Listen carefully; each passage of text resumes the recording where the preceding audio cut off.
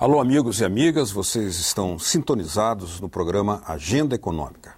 Até a década de 80, a produção industrial no Brasil superava a do conjunto formado por China, Índia, Coreia do Sul, Malásia e Tailândia, sendo que em 2010 já não representa mais senão 10% do total produzido por esses países. Acentua-se, nos últimos anos, uma especialização regressiva brasileira em torno de produtos primários, acompanhada por uma preocupante lentidão em termos de inovação tecnológica. Estes cenários de desindustrialização têm sido seguidos por uma tendência de desnacionalização de setores da economia brasileira. Para nos falar sobre desindustrialização e desnacionalização, o nosso convidado de hoje, no Agenda Econômica, é o embaixador Samuel Pinheiro Guimarães, ex-ministro de Assuntos Estratégicos do governo Lula, a quem dou as boas-vindas aqui ao nosso programa. Muito obrigado. Obrigado, Beto. Participa desse programa o jornalista, meu colega, Floriano Filho. Obrigado, Floriano, pela participação. Embaixador, o que teria levado o Brasil a fazer esse recuo de uma posição que ele já havia alcançado lá na década de 80 e para hoje ter uma posição de industrialização inferior à de países como Coreia do Sul, China e Índia? Eu acredito que há vários fatores, né? Um deles é ligado diretamente à emergência da China. Outro decorre da crise econômica nos países altamente desenvolvidos. No caso da emergência da China, que é um país que a partir de 1979, são 30 e tantos anos, né? Vem crescendo a uma taxa média de 10% ao ano, na média. Né? E que é um país que não, a partir de um certo momento desse crescimento, passa a se tornar um grande importador de produtos primários, tanto agrícolas como minerais, ele passa a exercer uma demanda muito grande no mercado internacional. O Brasil, ao mesmo tempo, tinha passado por um processo também de aperfeiçoamento do setor mineral, do setor chamado agronegócio, né? E que, portanto, com capacidade cada vez maior a exportar. Então, a demanda chinesa faz aumentar os preços no mercado internacional, né? Então, se torna muito atrativo os investimentos nesses setores, né? Ao mesmo tempo, a China se torna um grande exportador de produtos manufaturados, a preços muito baixos, em todos os setores, desde inicialmente os produtos de consumo mais simples, mas hoje em dia em toda a cadeia de bens de capital, componentes e assim por diante. Enfim, e isso também afeta o processo, contribui para o processo de desindustrialização, porque, digamos, as unidades, as fábricas, passam a importar peças, componentes e, eventualmente, passam a importar o produto inteiro. Agora, nós não deixamos também, embaixador, de fazer o nosso dever de casa aqui durante essas décadas. Eu citaria, por exemplo, a questão tributária, a questão do setor energético.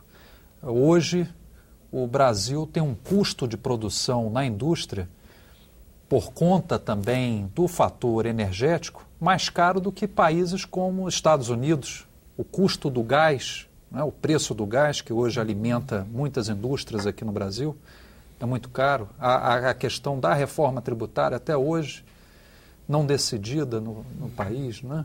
Bom, certamente esses fatores afetam a atividade econômica, mas é preciso, eu acho que, digamos, examinar com mais cuidado. No caso da energia elétrica, por exemplo, né, digamos, para os grandes consumidores, as indústrias grandes consumidoras de energia elétrica, isso é um fator importante. É preciso lembrar que o comércio internacional, se bem que são coisas, digamos, um pouco separadas, ele não é apenas derivado dos custos de produção. Por exemplo, o Brasil exporta muitos produtos manufaturados para os Estados Unidos e não exporta esses produtos manufaturados para outros países, que é um comércio dentro da firma. Então, essas coisas todas são muito, digamos, muito relativas, sabe? Então, naturalmente, que afetam, né? E, naturalmente, como sabemos, né? Como sabemos. Agora, dentro desses processos todos, embaixador, há uma marca. O Brasil vem se especializando nessa especialização regressiva, o senhor mesmo cita nos seus textos, né? Nessa produção de produtos primários para exportação. O que leva a isso? Por um lado, como eu havia mencionado antes, é mais atrativo para os investidores, de uma forma geral, investir na produção na agronegócio e na mineração, por cujos preços são muito elevados. Agora houve uma queda dos minérios e tudo, mas durante muito tempo foram muito elevados. Então isso faz com que os investimentos na indústria, diante da competição chinesa, sejam mais arriscados.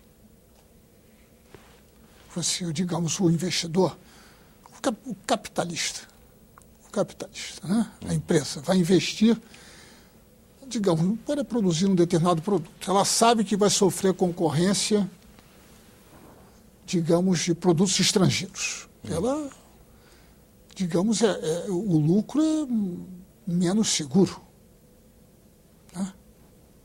Principalmente na medida em que não haja políticas de proteção do capital nacional.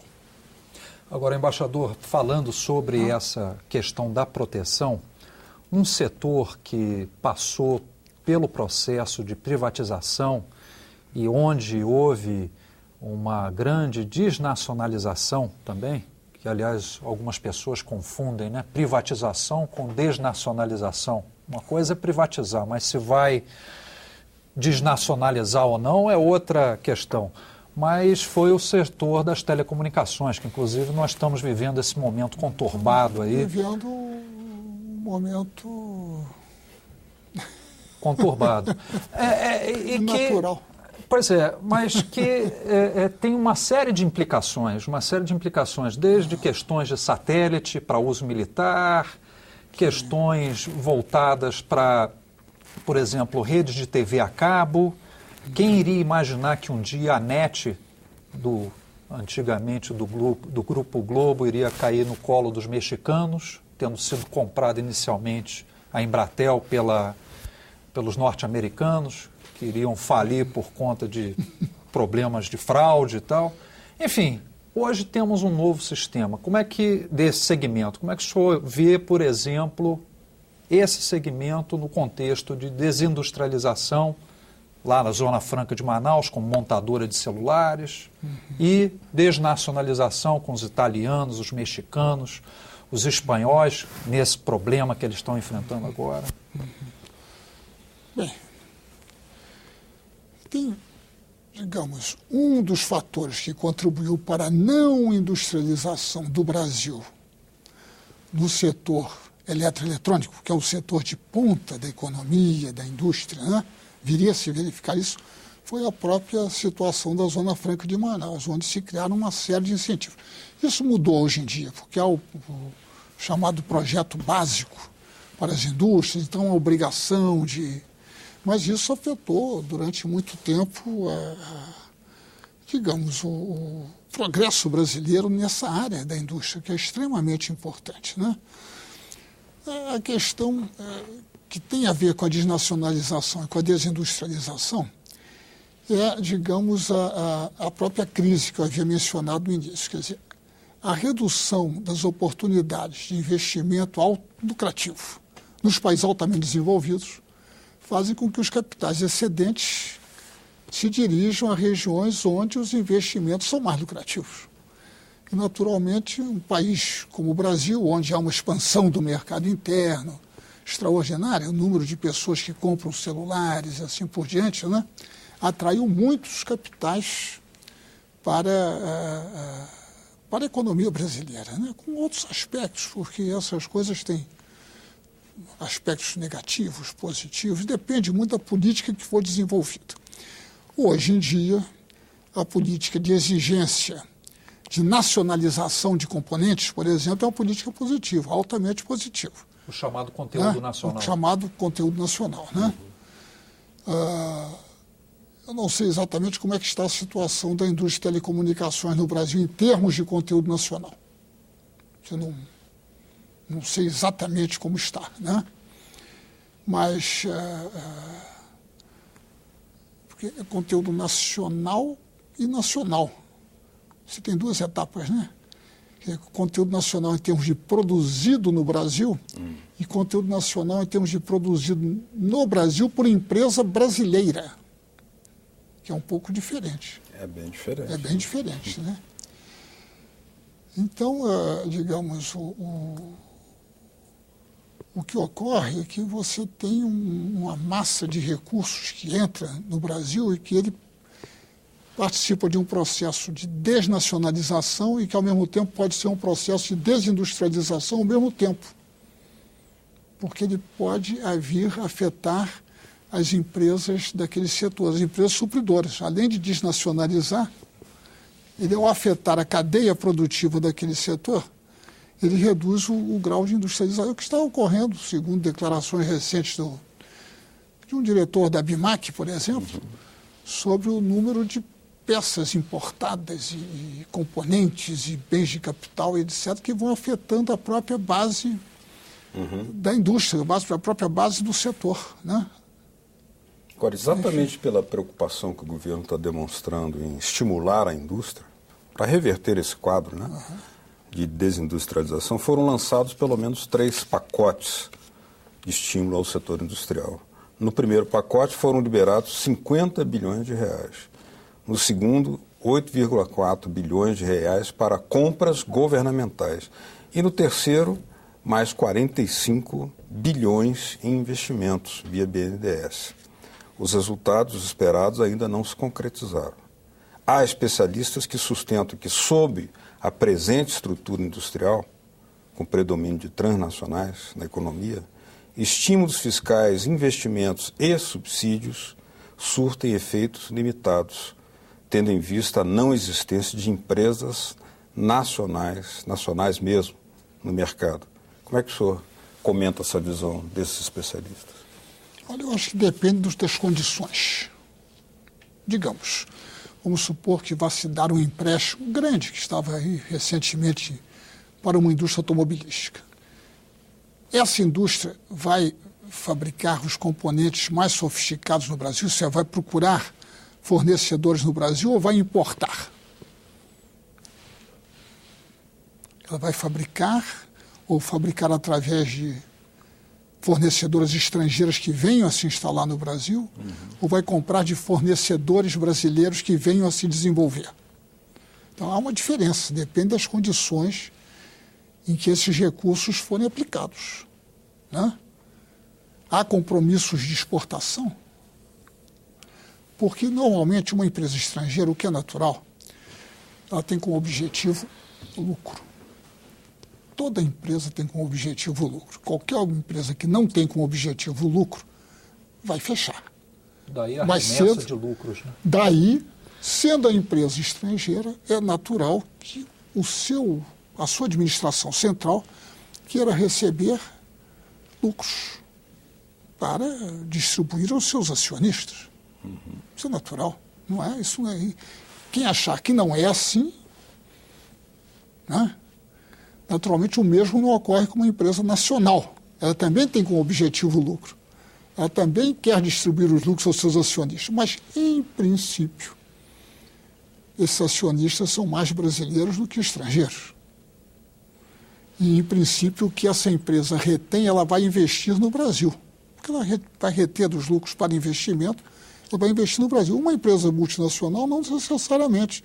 Ela pode receber os lucros do Brasil, investir em outra área geográfica. Nada impede. Aliás, a questão é a disciplina do capital estrangeiro. Como nós, no passado, decidimos, nós não, né?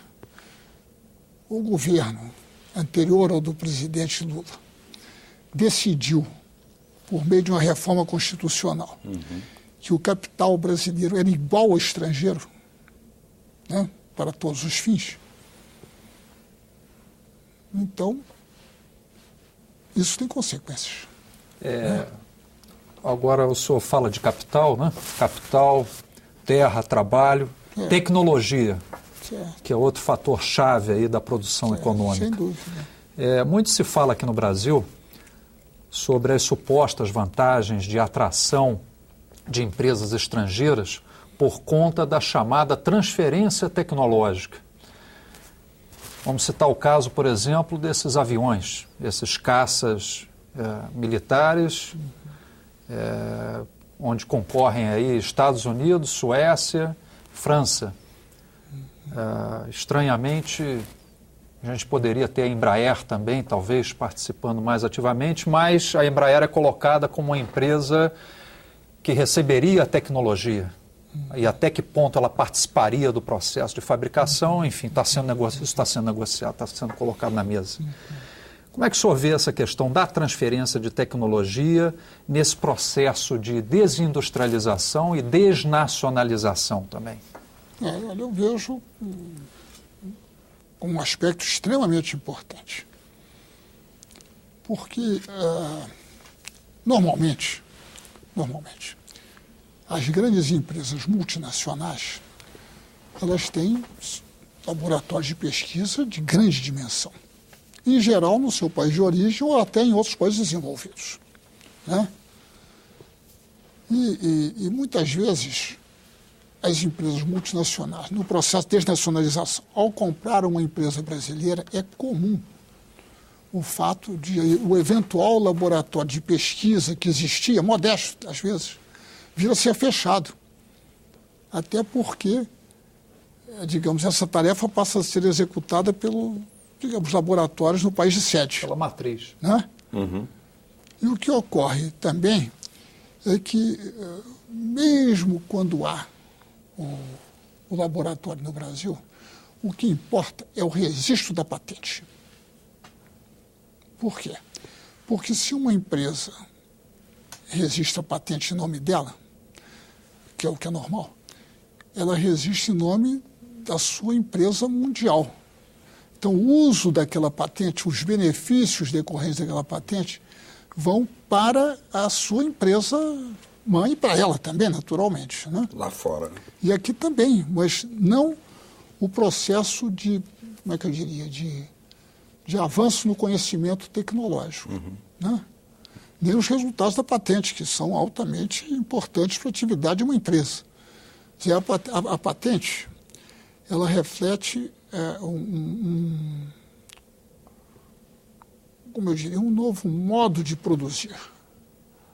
Ou um novo produto. Em geral, um novo modo de produzir. Uma inovação. Mais barato. Não, uma inovação porque é mais barato. Porque ao usar aquele modo, aquela máquina, né, aquilo ali é mais barato, o que aumenta os lucros da empresa. Né? Então, aquilo, quando é patenteado, né, ela redunda em uma proteção, gera um monopólio para a empresa. A empresa que pode utilizar aquele conhecimento. Ao contrário da livre concorrência. É justamente o contrário. O sistema de patentes é o contrário da livre concorrência. É o sistema do monopólio, que permite a exploração do mercado. Vou dar um exemplo. Na área farmacêutica, então, isso é tremendo. A Lélix É tremendo. foi comprada pela Monsanto, Biobras, pelos assim dinamarqueses. Pois é, e assim por diante. Né? Então, um dos requisitos que eu acredito que seria importante na atual situação de grande confusão, o próprio economista Dani Rodrigues, que é um grande economista, diz que a crise internacional vai durar anos.